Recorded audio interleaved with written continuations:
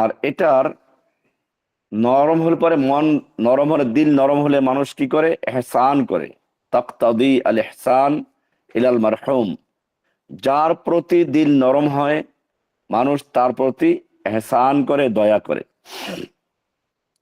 ইমাম ইবনু ফারেস তার প্রসিদ্ধ কিতাব মাকায়েসুল লুগা এখানে বলেছেন, র হা মিম, এটা যেখানেই আসবে, এই মাদ্দা, এই মূল ধাতু যেখানেই থাকবে, ইয়াদুল্লু আলা রিক্কাতি ওয়াল আতফে, সেটি কোমলতা ও স্নেহ নির্দেশ করে। অর্থাৎ এটা সবসময় স্নেহ, কোমলতা এই অর্থ প্রদান করে। এখান থেকে মায়ের উদরকে বলা হয়, মায়ের যে বাচ্চাদানি যেটা, এটাকে বলা হয় রেহেম। কেন? অহুয়া মাউদউল জানিন, বাচ্চা থাকার যেটা মায়ের গর্ভ যেটাকে বলা হয়, এটাকেও রেহেম বলা হয়। কেন? লিকাউনিহি মাউদে আর রিআয়াতি ওয়াল হিফজি ওয়াল লুৎফে, এটি বাচ্চা লালন পালন, সংরক্ষণ ও স্নেহের স্থান। এটা হলো মানুষের ক্ষেত্রে প্রযোজ্য, দিল নরম হওয়া। কিন্তু যখন এটা আল্লাহর ক্ষেত্রে প্রয়োগ হবে, আর রহমান আর রহিম, এখানে আমরা আল্লাহর সিফাত হিসাবে উল্লেখ করছি, যখন আল্লাহর বেলায় আর রহমান আর রহিম ব্যবহার হবে, তখন এটা ফালাইসাতির রহমাতু রিক্কাতুন ওয়ালা ইনফিআলান, এটা নরম হওয়া বা আবেগীয় পরিবর্তন উদ্দেশ্য নয়। কেন? লিআন্নাল ইনফিআল তুগাইয়ির, আল্লাহ সুবহানাহু ওয়া তাআলা মুনাজ্জাহুন আনিত তাগাইয়ুর। কারণ হচ্ছে এই আবেগ, মানুষের আবেগ, মানুষের দিল নরম হওয়া, এটা পরিবর্তনশীল। আর আল্লাহ সুবহানাহু ওয়া তাআলা এসব পরিবর্তন থেকে মুক্ত। কোরআনে বলেছেন, লাইসা কামিসলিহি শাইউন ওয়া হুয়াস সামিউল বাসীর, সূরা শুরা 11 নম্বর আয়াত। আল্লাহ তাআলা বলছেন, লাইসা কামিসলিহি শাই, আল্লাহর সাদৃশ্য কোনো কিছুই নেই। ওয়া সামিউল বাসীর, তিনি সর্বশ্রোতা, সর্বদ্রষ্টা। সূরায়ে শুরা এর 11 নম্বর আয়াত। সুতরাং যখনই বান্দার কোনো সিফাত আল্লাহর উপরে প্রয়োগ করা হয়, আল্লাহর ক্ষেত্রে ব্যবহার করা হয়, তখন তার দ্বারা প্রাথমিক অর্থ উদ্দেশ্য না হয়ে তার লাজিমি অর্থ বা যেটা চূড়ান্ত, যা ফলাফল যেটা নিয়ে আসে, ওটা উদ্দেশ্য হয়।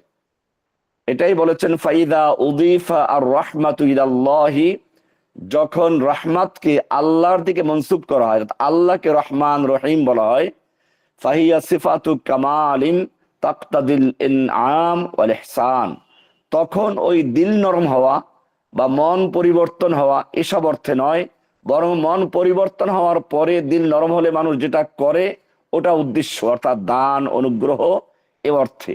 তাহলে আমরা এখন আর রহমান আর রহিমের অর্থ করব যে আল্লাহ সুবহানাহু ওয়া তাআলা করুণাময়ী, এহসান করেন, দয়া করেন, অনুগ্রহ করেন, এই অর্থ আসবে। দিল নরম হওয়া অর্থটা আল্লাহর বেলায় প্রযোজ্য নয়। কোরআনে সূরা আরাফের 156 নম্বরে বলা হয়েছে, রাহমাতি ওয়াসিআত কুল্লা শাই, আমার রহমত সবকিছুকে পরিব্যাপ্ত করেছে। এমনি ভাবে কোরআনের সূরা আনআমের 54 নম্বর আয়াতে বলা হয়েছে, কাতাবা রব্বুকুম আলা নাফসিহির রাহমা, তোমাদের রব নিজের উপরে রহমত লিখে নিয়েছেন। এটা সূরা আনআমের 54 নম্বর আয়াত। আল্লাহ তাআলা নিজের উপরে রহমতকে বাধ্য করেছেন, আল্লাহকে কেউ বাধ্য করে নাই, আল্লাহ নিজের উপরে নিজে এটাকে লিখে নিয়েছেন, বিধিবদ্ধ করে নিয়েছেন। সূরা আর রহমানের শুরুতেই আছে, আর রহমান আল্লামাল কোরআন, রহমান শিক্ষা দিয়েছেন কোরআন।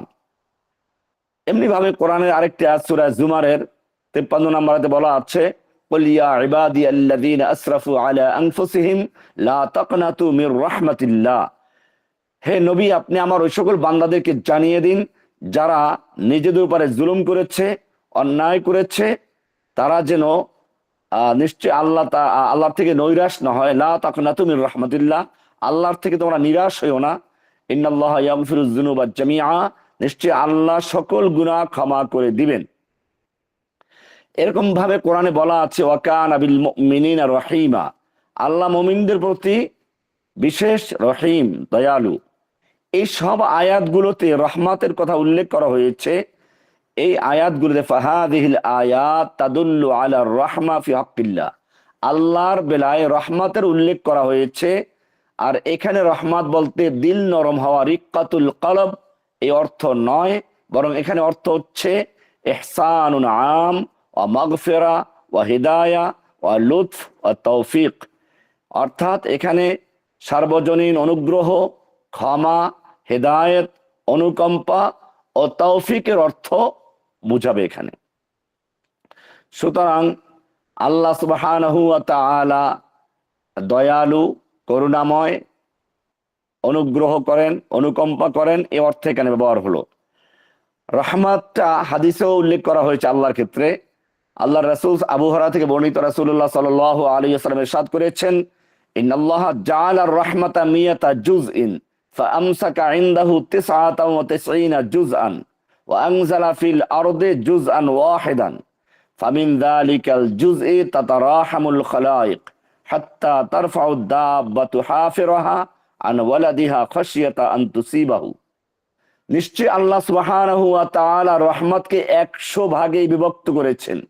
তার মধ্যে 99 অংশ তিনি নিজের কাছে রেখে দিয়েছেন, আর একটি অংশ পৃথিবীতে অবতীর্ণ করেছেন।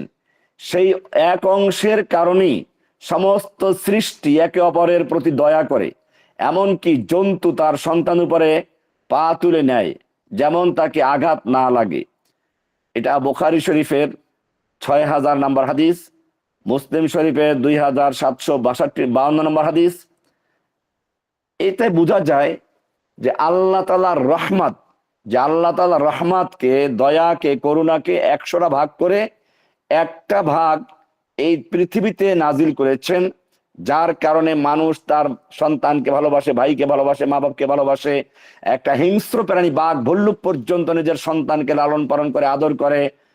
পাখি তার বাচ্চাকে আদর করে। একটা মুরগি চিল থেকে বাঁচার জন্য নিজের জীবন দিয়ে লড়াই করে। এটা সেই এক ভাগের এক অংশ। তাহলে আল্লাহ তাআলা নিজের কাছে 99 ভাগ রেখে দিয়েছেন। তিনি বান্দার প্রতি কত দয়ালু। এ কারণেই দেখা যায় একটা মহিলা কাদেমা আলা রাসূলিল্লাহি সাল্লাল্লাহু আলাইহি ওয়াসাল্লাম বিসাবিন ফাইদা ইমরাতুম মিনাল সাবি তাবতাগি ইদা ওয়াজাদাত সাবিয়ান ফিস সাবি আখাযাতহু ফাআলসাকাতহু বিবাতনিহা ওয়া আরদাআতহু। কোন এক যুদ্ধে কিছু বন্দী মুসলমানদের হস্তগত হলো, তার মধ্যে একজন মহিলাও ছিল। এই মহিলা যখনই কোনো ছোট বাচ্চা দেখতো দৌড়ে গিয়ে তাকে জড়িয়ে ধরতো, দুধ পান করাতো। তার মানে হচ্ছে তার বাচ্চা হয়তো হারিয়ে গিয়েছে। এরপরে যখন সে তার বাচ্চাকে পেল, একে আর বুকের সাথে জড়িয়ে ধরলো, দুধ পান করালো। রাসূল সাল্লাল্লাহু আলাইহি ওয়াসাল্লাম বললেন, আতারাউনা হাযিহি তারিহাতুন ওয়ালাদাহা ফিন্নার, তোমরা কি মনে করো এই নারী তার সন্তানকে আগুনে নিক্ষেপ করবে? কুলনা লা ওয়াল্লাহি, আমরা বললাম না, এটা তো হতেই পারে না। এই মহিলা কখনোই তার বাচ্চাকে আগুনে, জ্বলন্ত আগুনে নিক্ষেপ করবে না। আল্লাহ রাসূল সাল্লাল্লাহু আলাইহি ওয়াসাল্লাম বললেন, লাল্লাহু আরহামু বিইবাদিহি মিন হাযিহি বিওয়ালাদিহা। এই মহিলা তার নিজের সন্তানের উপরে যতটুকু দয়ালু, তার চেয়ে আল্লাহ তাআলা অনেক অনেক বেশি দয়ালু। বুখারী শরীফের 5999 নম্বর হাদিস, মুসলিমের 2754 নম্বর হাদিস। এমনি ভাবে আবু হুরায়রা রাদিয়াল্লাহু তাআলা আনহু থেকে আরেকটা হাদিস আসছে, লাম্মা কাদাল্লাহু আল খালকা কাতাবা ফি কিতাবিহি ফাহুয়া ইনদাহু ফাওকাল আরশ ইন্না রাহমাতি সাবাকাত গাদাবি।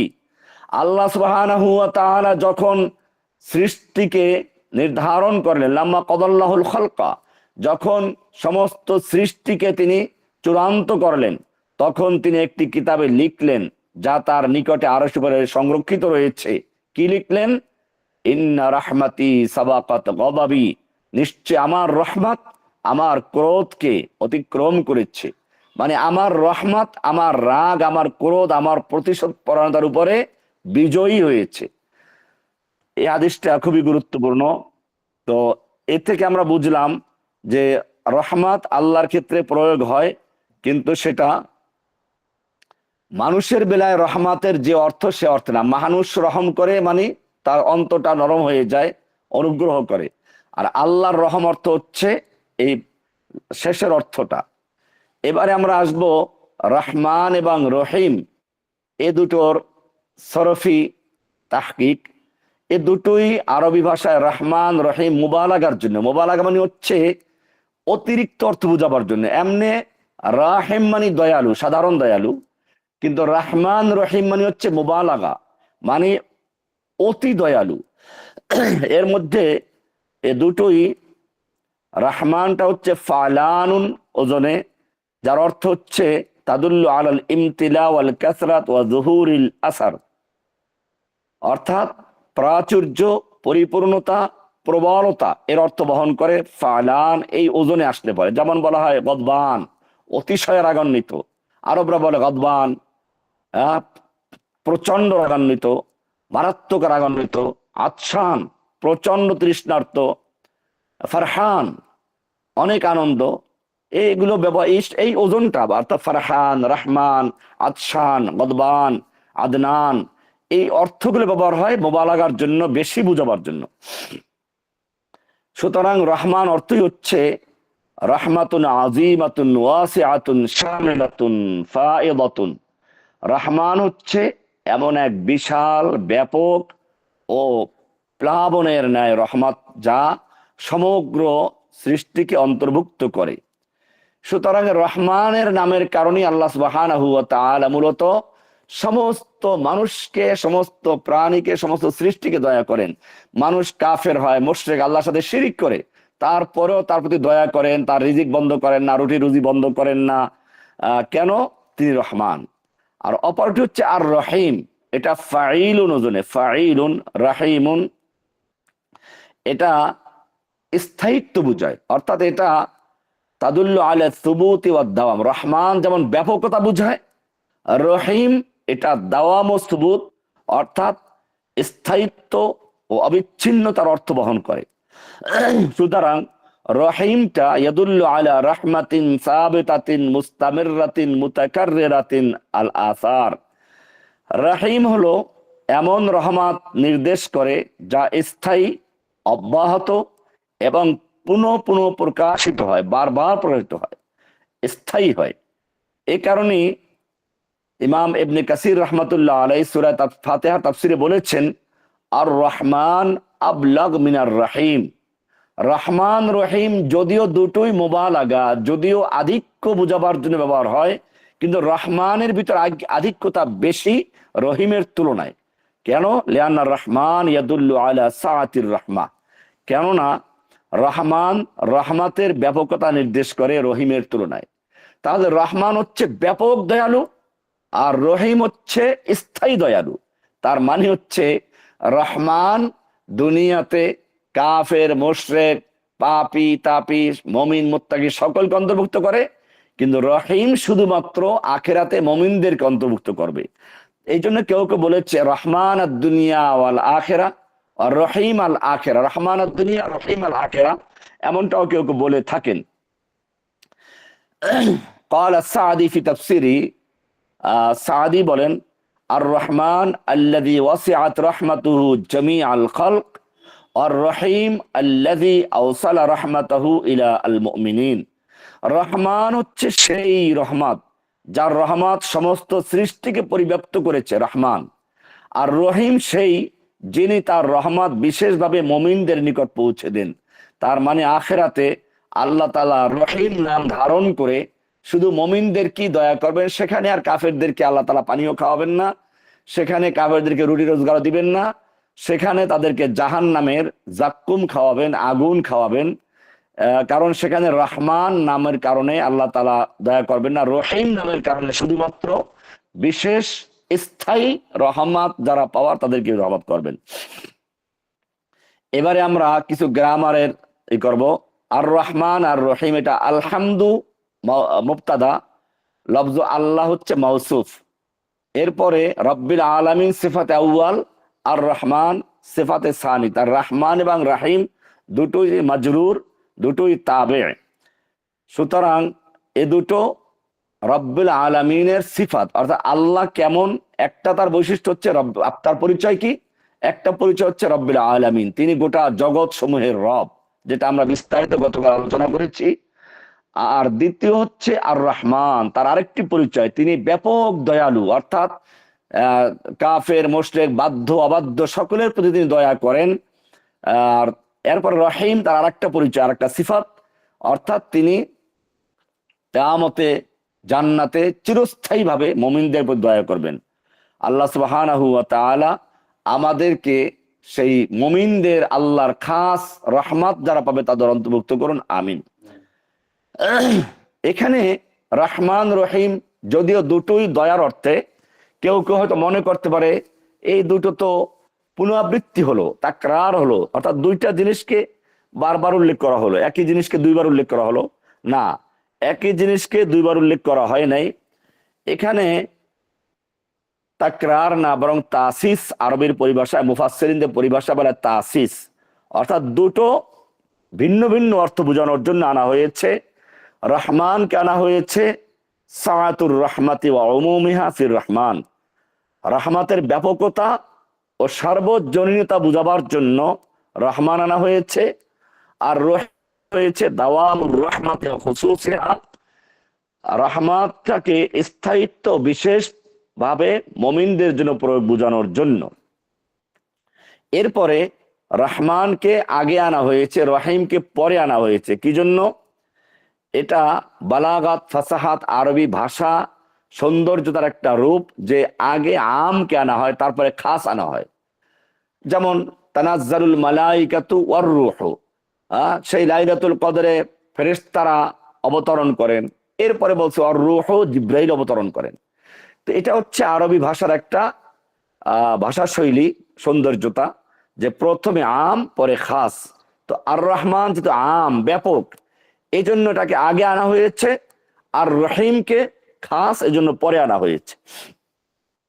কাজে এটা কোরআনের একটা সূক্ষ্ম যে বালাগাত, তারই পরিচয়।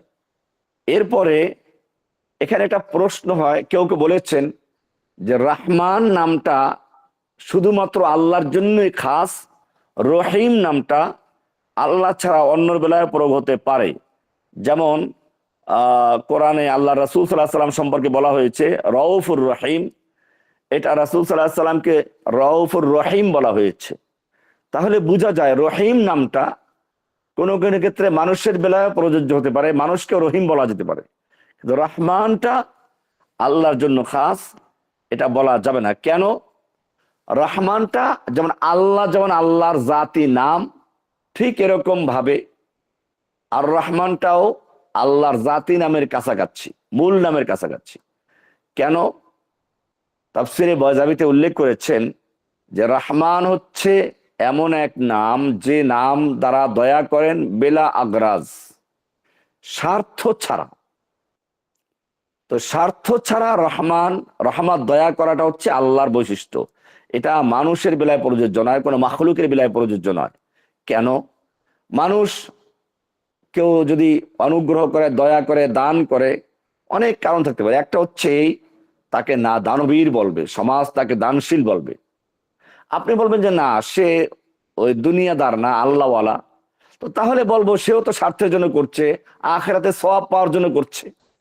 আপনি তো আবার প্রশ্ন করবেন যে না, এমন লোক যে নামের জন্য করে না, আখিরাতে সওয়াবের জন্য করে না, কারণ সে নাস্তিক, আখিরাত বিশ্বাসই করে না। বলে তাহলে আমরা বলবো যাকে অনুগ্রহ করছে তার থেকে উপকার পাওয়ার জন্য, বদলা পাওয়ার জন্য। আপনি বলছেন না, সে এমনও এক লোককে দয়া করছে যে মনে করেন মরুভূমিতে বা জঙ্গলে আছে, যেখানে কোনো লোকজন নাই, কেউ দেখবে না, সেইখানে মুমূর্ষ, নিশ্চিত মারা যাবে একজন লোক, তার কাছে সাহায্য চাইলো, তাকে সাহায্য করলো, এই লোকটা নাস্তিক। কাজে আখিরাতের সওয়াবের কোনো আশা নেই, লোকেরা দেখবে, রিয়ার কোনো সম্ভাবনা নেই। এরপরে ওই যে ব্যক্তিকে অনুগ্রহ করছে সে তাকে দয়া করবে, এমন কোনো সম্ভাবনাও নেই, সেটা মরে যাবে, নিশ্চিত মরে যাবে। তাহলে এই ব্যক্তি কেন তাকে দান করবে? এ তো গরজ ছাড়া, স্বার্থ ছাড়া। তো ওখানে তাফসিরে বায়জাবিতে উল্লেখ করেছেন যে না, এখানেও একটা রহস্য আছে। সেটা হলো এই, যে এখানে যদি সে সাহায্য না করে এই অবস্থায় মারা যায়, তাহলে সে ব্যক্তি মানসিক একটা পীড়া, মানবতার যে পীড়া আছে, তার সামনে একটা লোক ছটফট করে মারা গেল, তার কাছে সাহায্য চাইলো, সাহায্য করলো না, এটার জন্য সে সারা জীবন যতদিন বেঁচে থাকবে সে ভুগতে থাকবে, নিজেকে সে পীড়া দিবে। সুতরাং মানুষ মাত্রই উদ্দেশ্য সম্পূর্ণ প্রেরণা অস্বীকার নয়, বরং প্রয়োজন, ঘাটতি বা লাভের উদ্দেশ্যেই করে। সৃষ্টির কোনো কাজই সম্পূর্ণ প্রেরণাহীন নয়, সেখানে স্বভাবগত, মানসিকতা, আবেগীয় কারণ থাকে। অর্থাৎ রেক্কাতুল জিনসিয়াত, মানুষের প্রতি মানুষের যে একটা নমনীয়তা, মানুষের প্রতি মানুষের ভালোবাসা, এবং তার ভিতরে যে স্বভাবগত ন্যাচারাল যে একটা ভালোবাসা আছে, এটা তাকে পীড়া দিবে। এর থেকে বাঁচার জন্য সে এই দয়াটা করেছে। কিন্তু আল্লাহ সুবহানাহু ওয়া তাআলা ফালা ইয়ারহামু লিহাজাতিন ওয়ালা লিমানফাআতিন ওয়ালা লিদাফ'i দাররিন লিআন্নাহুল গনিয়্যুল হামিদ। আল্লাহ সুবহানাহু ওয়া তাআলা কোন প্রয়োজন, লোভ, লাভ, ক্ষতি প্রতিরোধের কারণে কোনো কিছুর জন্য তিনি করেন না, কারণ তিনি এগুলোর থেকে ঊর্ধ্বে। আমরা এবারে আলহামদুলিল্লাহ রাব্বিল আলামিন আর রহমানির রহিম, আলহামদুলিল্লাহ রাব্বিল আলামিনের পরে আর রহমান আর রহিম কেন আনলো? এর কারণ হচ্ছে, দেখুন, যখন বলা হলো আলহামদুলিল্লাহ, আল্লাহর প্রশংসা, আল্লাহকে পরিচয় দেওয়া হলো রব্বুল আলামিন, যিনি গোটা জগৎ সমূহের আল খালেক, আল মালেক, আল আমের, সৃষ্টিকর্তা, মালিকানা, এবং যিনি শাসন ক্ষমতা, আদেশের যিনি মালিক, একচ্ছত্র মালিক। তখন মানুষ ভয় পেয়ে যেতে পারে, তাহলে তো বড় মারাত্মক অবস্থা। তখন তাকে অভয় দেওয়া হলো যে না না, আর রহমান আর রহিম, তিনি যদিও মালিক, তবে এই তোমাদের জালিম মালিকদের মতো নয়, বরং তিনি হচ্ছেন রহমান আর রহিম, অত্যন্ত দয়ালু, ব্যাপক দয়ার অধিকারী। এভাবে একটা ভয় এবং আজমত বোঝানো হলো। অপরদিকে দয়াটাও সঙ্গে সঙ্গে বলে দেওয়া হলো যে আল্লাহ তাআলা দয়ালু। এই কারণে আমরা পরবর্তী অংশে আসব, যেখানে বলা আছে মালিক ইয়াউমিদ্দিন।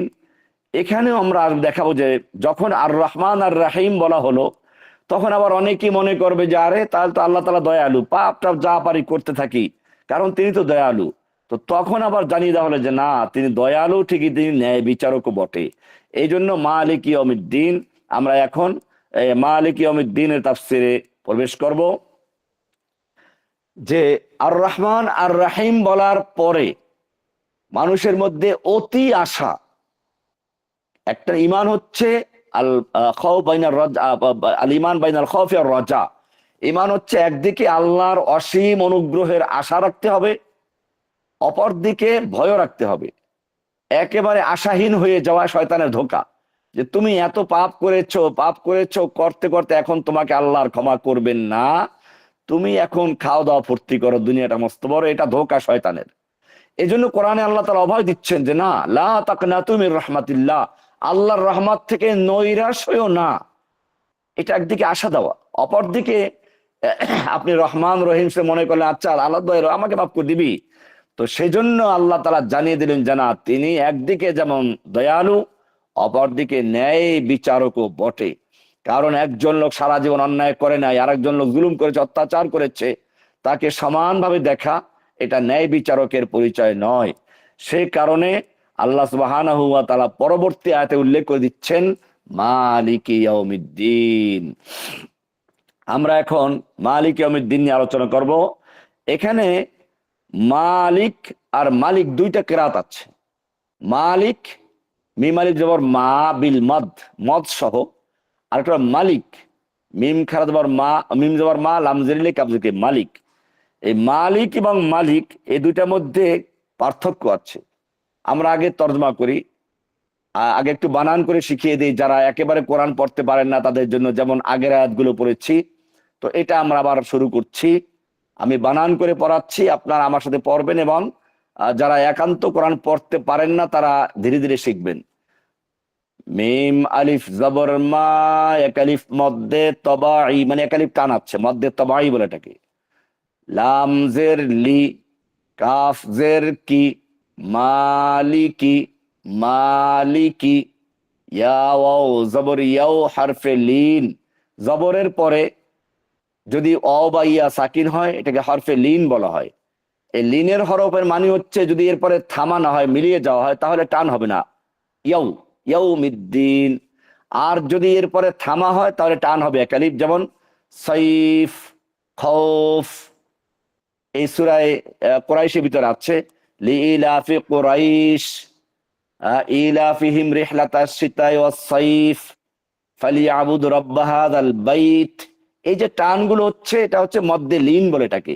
অর্থাৎ যদি লিনের হরফ দুইটা, অ আর ইয়া, যদি তার ডানে জবর থাকে, জবরের পরে যদি অ বা ইয়া সাকিন থাকে, ওটাকে লিনের হরফ বলা হয়।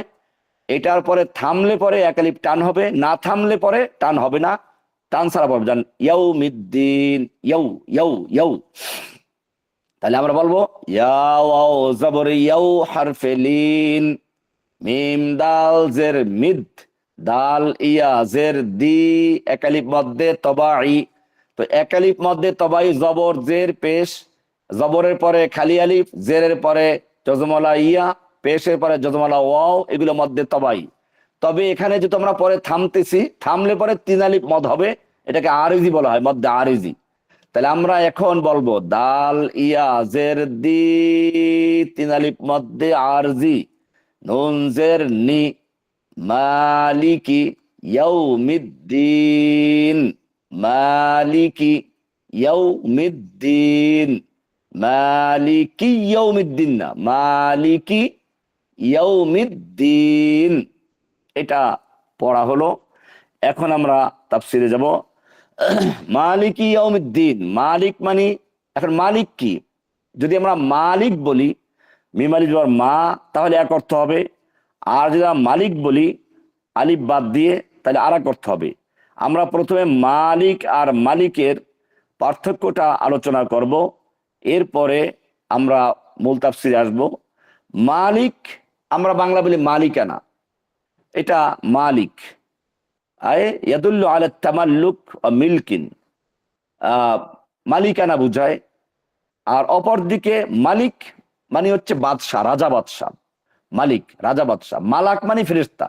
তাহলে মালিক মানে মালিকানা, আমি মালিক। আরেকটা হচ্ছে আমি কলমের মালিক, আমি বাড়ির মালিক, আমি কলমের মালিক, বইয়ের মালিক, খাতার মালিক, মোবাইলের মালিক, এগুলো হচ্ছে মালিক বিল মদ, আলিফ টান থাকলে পরে।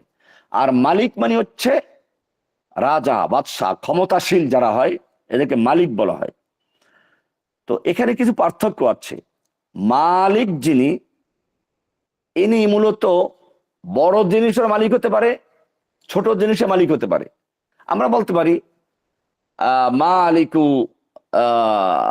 হাযাল মুলক, এই একটা দ্বীপের মালিক, একটা দ্বীপ কিনে ফেলছে।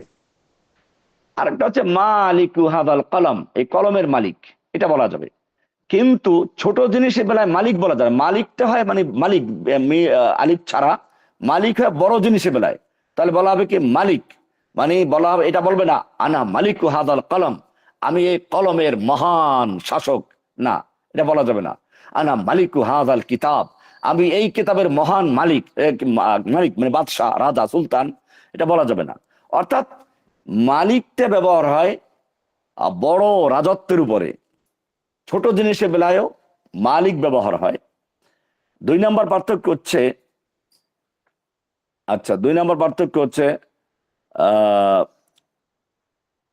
মালিক ইয়াদুল্লু আলা তামাল্লুকিল খাস আল মুবাশির, মালিক বিল মাদ টান সহ, এটা বোঝায় প্রত্যক্ষ ব্যক্তিগত মালিকানা।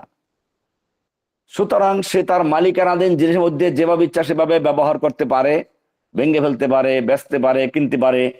কিন্তু মালিক মানে শাসক, এটা দালালত করে আসিয়াদা ওয়াস সুলতান, নেতৃত্ব, শাসন, এটা বুঝায়। এটা ব্যক্তি মালিকানা বুঝায় না। কাজী এখানে সে ইচ্ছে করলেই যে কোনো জিনিসকে ইচ্ছা মতো ব্যবহার করতে পারবে না।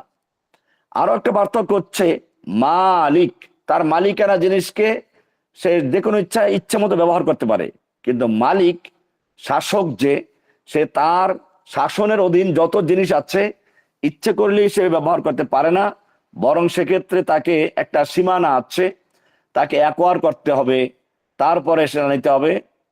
এরপরে সে ব্যক্তিগতভাবে ব্যবহার করতে পারবে না। সে ব্যক্তিগত রাষ্ট্র থেকে যে সুযোগ সুবিধা পাবে ওটা নিতে পারবে, কিন্তু দেশের যে সম্পদ এটা চাইলেই সে ব্যবহার করতে পারবে না, ব্যক্তিগত ব্যবহার করতে পারবে না। এই জন্য শাসক যিনি, তিনি হলো ক্ষমতা প্রয়োগকারী ব্যক্তি মালিকানার দৃষ্টিকোণ থেকে নয়, বরং প্রশাসনিক এবং শাসন এর দিক থেকে। চতুর্থ পার্থক্য হচ্ছে মালিক আর মালিকের ভিতরে। আল মালিক কদ ইয়াকুনু ওয়াহিদান মুস্তাকিল্লান ফি মিলকিহি।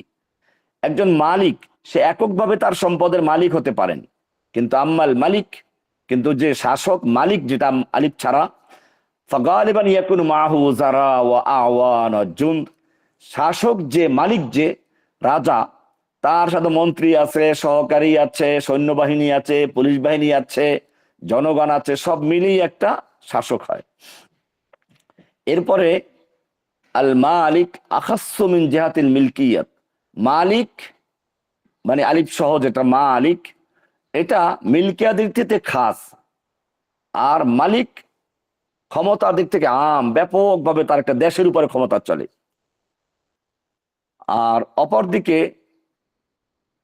মালিক এটা মানুষ হতে পারে, মানুষ কখনো মালিক হয় মালিক না, অর্থাৎ সে মালিকানা আছে কিন্তু ক্ষমতা নাই, মালিক না, বাদশা না।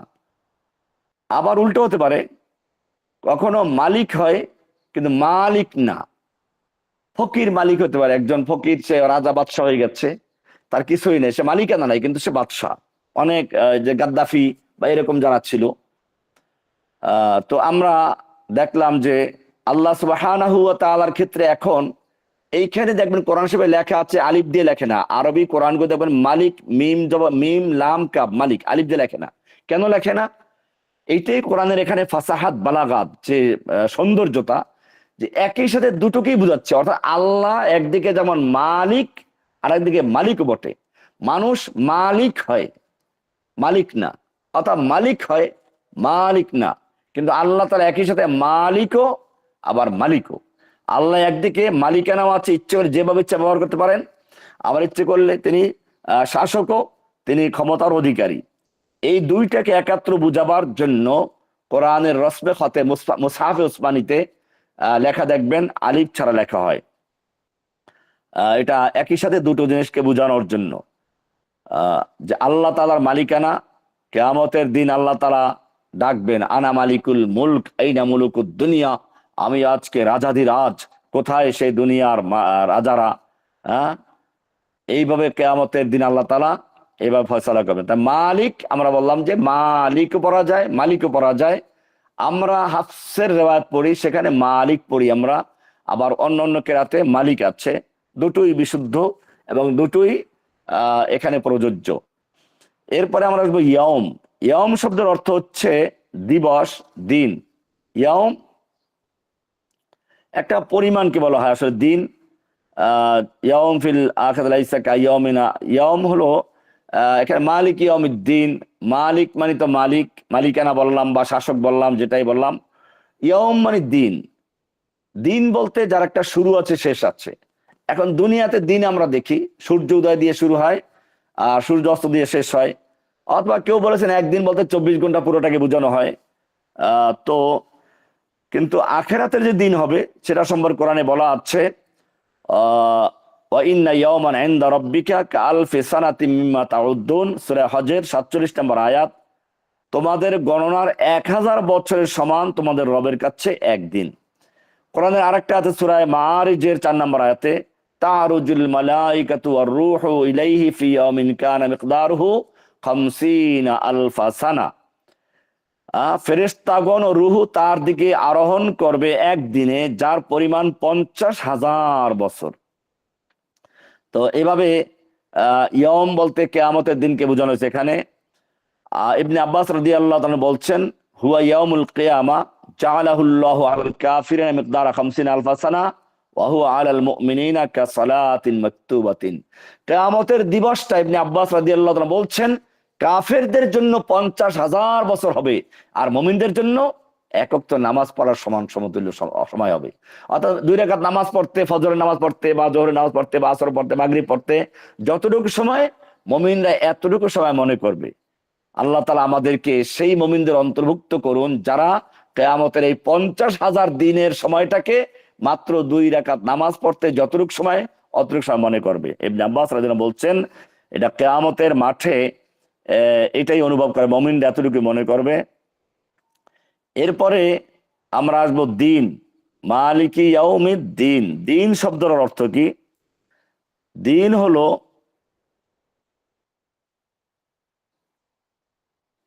দিনের বিভিন্ন অর্থ আছে। একটা হলো দিন মানে হচ্ছে জাযা, প্রতিদান, বিনিময়। আর একটা হচ্ছে দিন মানে বিধান, অর্থাৎ আমরা যাকে ধর্ম বলি, যাকে একটা দিন বা সংবিধান অনুযায়ী একটা নির্দিষ্ট দিনকে বোঝানো হয়। কোরআনে দুটোই আয়াত আছে, যেমন মালিক ইয়াউমিদ্দিন, এখানে প্রতিদানের অর্থে আসছে মালিক ইয়াউমিদ্দিন। আরবিতে বলা হয় কামা তাদিনু তুদান। আমরা বলি যেমন কর্ম তেমন ফল, জয়সা করনি ওয়সা ভরনি, না মানে তো করকে দেখ, জান্নাত ভি হ্যায় দোজক ভি হ্যায়, না মানে তো মরকে দেখ। এটা একটা উর্দু প্রবাদ। জৈসি করনি ওইসি ভরনি, না মানে তো করকে দেখ। যেমন কর্ম তেমন ফল, মানবে না তো করে দেখ। জান্নাত ভি হ্যায় দোজক ভি হ্যায়, না মানে তো মরকে দেখ। জান্নাতও আছে দোজক আছে, না মানলে মরিয়া দেখ। তো এখানে দিন শব্দটা একটা হচ্ছে বিনিময়ের অর্থে, যেমন আরবি মশহুর প্রবাদ আছে কামা তাদিনু তুদানু, যেমনটা করবে তেমনটাই তুমি পাবে। তো আরেকটা হচ্ছে দিন মানে হচ্ছে একটা পূর্ণাঙ্গ জীবন বিধান। যেমন কোরআনে বলা আছে ইন্নাদ-দীন ইনদাল্লাহিল ইসলাম, আল্লাহর কাছে দিন হচ্ছে ইসলাম। তো এখানে কোন অর্থ প্রযোজ্য? মালিকি ইয়াউমিদ্দিনের ভিতরে বোঝানো হচ্ছে মূলত প্রতিদান দিবস, যে দিনে বিনিময় দেওয়া হবে। তো কিয়ামতের দিবসে মূলত আল্লাহ সুবহানাহু ওয়া তাআলা যারা নেককার তাদের ন্যায় বিচার করবেন, যারা নেককার তাদেরকে আল্লাহ পুরস্কৃত করবেন, যারা বদকার, যারা আল্লাহর অবাধ্য ছিল, অন্যায় করেছে তাদেরকে শাস্তি দিবেন। এটাই হচ্ছে ন্যায় বিচার।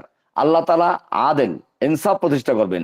তাহলে আমরা শুরু থেকে যদি বলি, প্রথমে আলহামদুলিল্লাহ রাব্বিল আলামিন, আলহামদু থেকে লিল্লাহ বলা হলো, প্রথমে পরিচয় দেওয়া হলো রাব্বিল আলামিন, তিনি গোটা জগৎসমূহের রব।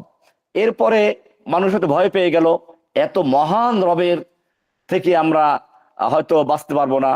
তিনি অভয় দিলেন যে না, আর রহমান আর রহিম, তিনি অত্যন্ত দয়ালু, পরম করুণাময়ী। আপনি তখন আবার চিন্তা করলেন যে তাহলে তো অত্যন্ত দয়ালু, আমার আর ভয় কিসের, যত পারি পাপ টাপ করি। আল্লাহ তাআলা জানিয়ে দিলেন যে না, মালিকি ইয়াউমিদ্দিন, তিনি দয়ালু ঠিকই, তবে তিনি ন্যায় বিচারকও বটে। কিয়ামতের দিবসে বিচার করবেন, ন্যায় বিচারের মিজান তারাজু স্থাপন করবেন। সুতরাং মনে রাখতে হবে, এটা এই পর্যন্ত আমরা একটা অংশ শেষ করলাম, যে সূরা ফাতিহার 7টা আয়াত, এর 3টা আয়াত আল্লাহর প্রশংসামূলক, 3টা আয়াত সামনে আসবে আবেদন বান্দার জন্য, মাঝখানে একটা আয়াত ইয়াকা না'বুদু ওয়া ইয়াকা নাস্তাইন, এটা অর্ধেকটা আল্লাহর জন্য, অর্ধেকটা বান্দার জন্য। ইনশাআল্লাহ আগামীকাল এটার উপর আলোচনা হবে। আল্লাহ তাআলা যদি তৌফিক দান করেন, আশা করি আপনাদের সকলকে আমরা সাথে পাবো, সময় মতো আসবেন ইনশাআল্লাহ। আমরা বাংলাদেশ টাইম, যেহেতু আপনাদের আসর পরে আসতে বোধহয় একটু দেরি হয়, তো সেই জন্য ঠিক 2টা 5 মিনিটে শুরু করব। বাংলাদেশ টাইম 2টা 5 মিনিটে, 5টা 5 মিনিটে, আর আমাদের এখানে হলো 2টা 5 মিনিটে আমরা শুরু করবো ইনশাআল্লাহ। তো আল্লাহ তাআলা আমাদের সকলকে দিনের জন্য কবুল ও মঞ্জুর করেন, আমিন। পবিত্র মাহে রমজান আমাদেরকে বেশি বেশি নেক আমল করার তৌফিক দান করুন, আমিন। আমাদের মার্কাজের জন্য দোয়া করবো, আল্লাহ যেন আমাদের মার্কাজটাকে স্থাপন করা এবং দিনের খেদমত করার জন্য তৌফিক দান করেন, আমিন। আপনারা যারা কষ্ট করে প্রতিদিন এই দার্সে অংশগ্রহণ করেন, আল্লাহ সুবহানাহু ওয়া তাআলা আপনাদের সকলকে কোরআনের ইলমের দ্বারা সিনাকে পরিপূর্ণ করে দেন, আমিন। আল্লাহ যেন আপনাদের অন্তরগুলোকে, আমাদের সকলের অন্তরকে কোরআনের নূর দ্বারা পরিপূর্ণ করে দেন, ঈমানের দ্বারা যেন আমাদের অন্তরকে পরিপূর্ণ করে দেন, এবং আল্লাহর দিনকে আল্লাহর জমিনে বিজয়ী করার জন্য আল্লাহ তাআলা আমাদের কবুল করেন, আমিন। ওয়া সাল্লাল্লাহু তাআলা আলা নবিয়িনা মুহাম্মদ ওয়া আলা আলিহি ওয়া সাহবিহি আজমাইন। আসসালামু আলাইকুম ওয়া রাহমাতুল্লাহি তাআলা ওয়া বারাকাতুহু।